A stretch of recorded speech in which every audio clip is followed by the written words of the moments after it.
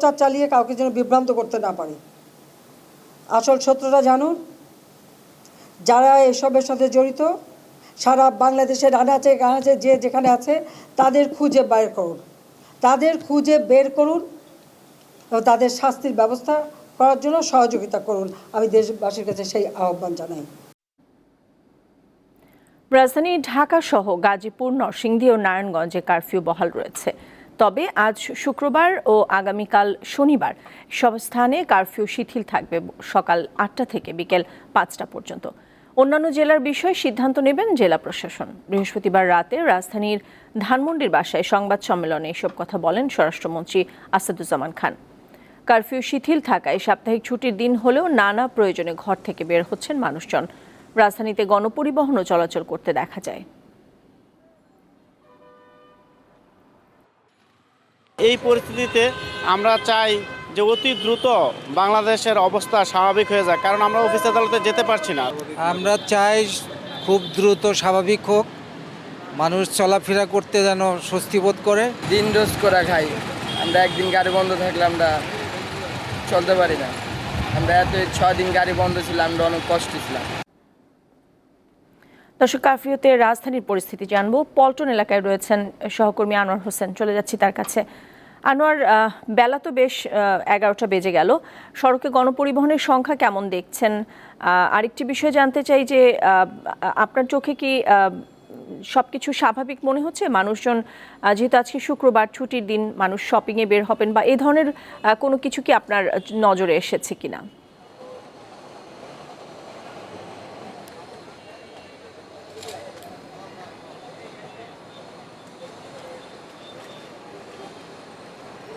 আনোয়ার, আপনি কি আমাকে শুনতে পাচ্ছেন?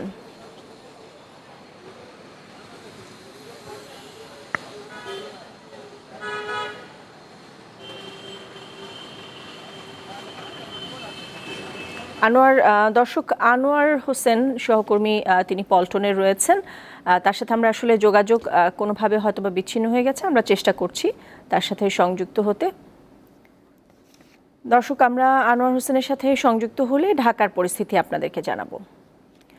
কোটা আন্দোলনের নামে সাম্প্রতিক সহিংসতায় নিহতদের স্মরণ ও আহতদের সুস্থতা কামনায় দেশব্যাপী মসজিদে দোয়া করবে আওয়ামী লীগ। বৃহস্পতিবার দলের দপ্তর সম্পাদকের স্বাক্ষরিত এক বিবৃতিতে তথ্য জানানো হয়।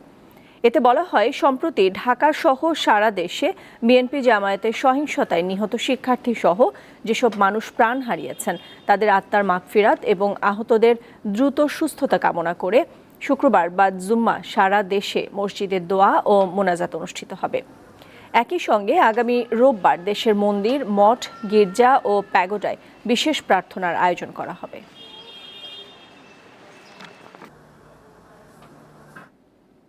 দর্শক, আমরা কারফিউতে রাজধানীর পরিস্থিতি জানাবো। আনোয়ার হোসেনের সাথে আমরা সংযুক্ত হতে পেরেছি। আনোয়ার, নিশ্চয়ই আপনি আমাকে শুনতে পাচ্ছেন। পল্টন এলাকায় তো আপনি দীর্ঘক্ষণ থেকে আছেন, বেলাও 11টা বেজে গেছে, কি অবস্থা দেখছেন সড়কের?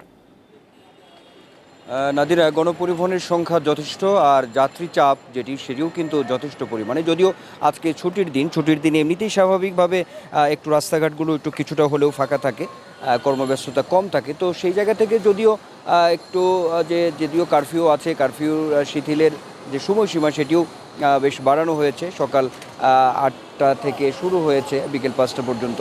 তো সেই জায়গা থেকে একদমই স্বাভাবিক অবস্থা।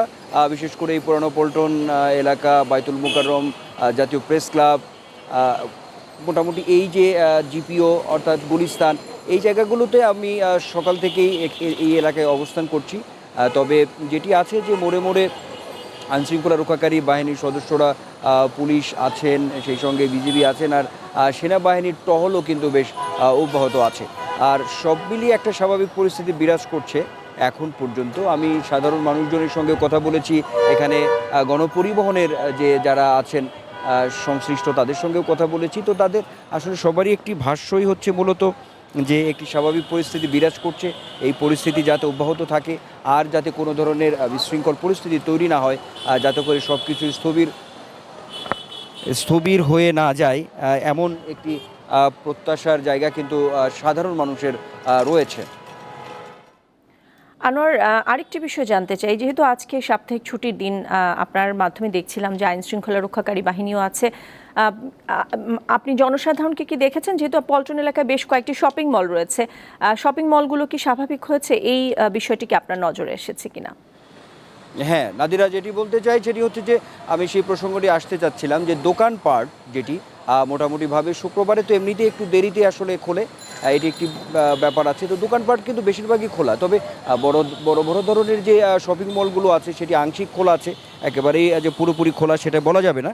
তবে হয়তো বেলা বাড়ার সঙ্গে সঙ্গে কিছুটা হয়তো আরও প্রসার হয়তো বাড়বে, এমনটা কিন্তু আমরা বলতে পারি। তবে বেশ কিছু দোকানপাট কিন্তু আসলে এরই মধ্যে খুলতে শুরু করেছে, এমনটাও কিন্তু আপনাকে আমরা বলতে পারি। তো সব মিলিয়ে যদি বলি, পরিস্থিতি এখন পর্যন্ত স্বাভাবিক আছে, আর এই উদ্ভূত পরিস্থিতির সৃষ্টি হবে না, যাতে না হয় এমন প্রত্যাশা সর্বস্তরের মানুষের রয়েছে। বিশেষ করে গণপরিবহনে যারা কাজ করেন তাদের সঙ্গেও কথা বলেছি, যে তারা বলার চেষ্টা করছেন যে এই যদি স্থবির হয়ে যায়, যদি একরকম গাড়ির চাকা না ঘোরে, আসলে তাদের পেটের যে সেটিও কিন্তু বন্ধ হয়ে যায়, অর্থাৎ রুজির জায়গাটিও কিন্তু বন্ধ হয়ে যায়, যাতে এই ধরনের উদ্ভূত পরিস্থিতি আর সৃষ্টি না হয়, এমন মানে শুভ প্রত্যাশাই কিন্তু বারবার করছেন সবাই।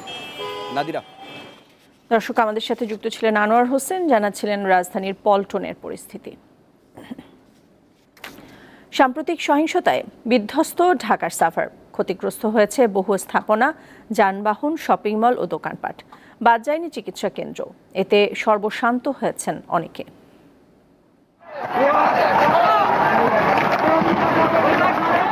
কোটা সংস্কার আন্দোলন ঘিরে সারা দেশের মতো সাভারেও সহিংস পরিস্থিতির সৃষ্টি হয়।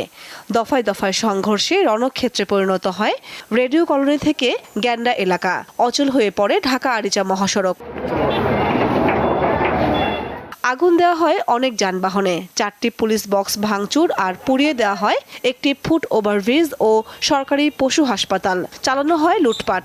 আমাদের গত 18 তারিখ দিনগত রাত্রে, মানে শুক্রবার 6টার দিকে আমাদের এখানে একটা মিছিল সহকারে আমাদের এখানে এসে একটা হামলা করে। আমাদের 9টা ফ্রিজ ছিল, আমাদের 3টা এসি ছিল, তার মধ্যে 90টা চেয়ার ছিল, টেবিল ছিল, আলমিরা ছিল, আরও মূল্যবান অনেক কাগজপত্র তারা নিয়ে গেছে, এবং আমাদের 2টা মোটরসাইকেল তারা পুড়িয়ে দিয়েছে। পুড়িয়ে দেওয়া হয় দোকানপাট, ভাঙচুর করা হয় অনেক স্থাপনা, বাদ যায়নি ক্লিনিকও।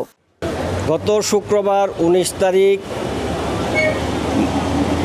জুমার নামাজের পর অতর্কিতে হাজার হাজার দুষ্কৃতকারী, বিক্ষোভকারী আমার পপুলার ডায়াগনস্টিকের সামনে এসে ভাঙচুর করে এবং শাটার ভেঙে ভিতরে প্রবেশ করেন, আমাদের কাউন্টার ভেঙে টাকা লুটপাট করে, আমাদের মূল্যবান এক্স-রে মেশিন সহ নিচতলায় সব ধরনের মেশিনারিজ সব বিনষ্ট করে ফেলে। বৃহস্পতিবার সহিংসতায় ক্ষতিগ্রস্ত সাভারের বিভিন্ন স্থাপনা পরিদর্শন করেন ঢাকা রেঞ্জের ডিআইজি। পরে তিনি জানান, ছাত্র আন্দোলনের সুযোগ নিয়েছে একটি মহল। পুলিশের যে স্থাপনাগুলো ছিল, পুলিশ বক্স ছিল, ডিবি অফিস ছিল ইত্যাদি ভাঙচুর করা হয়েছে ব্যাপক হারে, এবং ট্রাফিক পুলিশের যে স্থাপনাগুলো সেগুলো একেবারে নিশ্চিহ্ন করে ফেলা হয়েছে।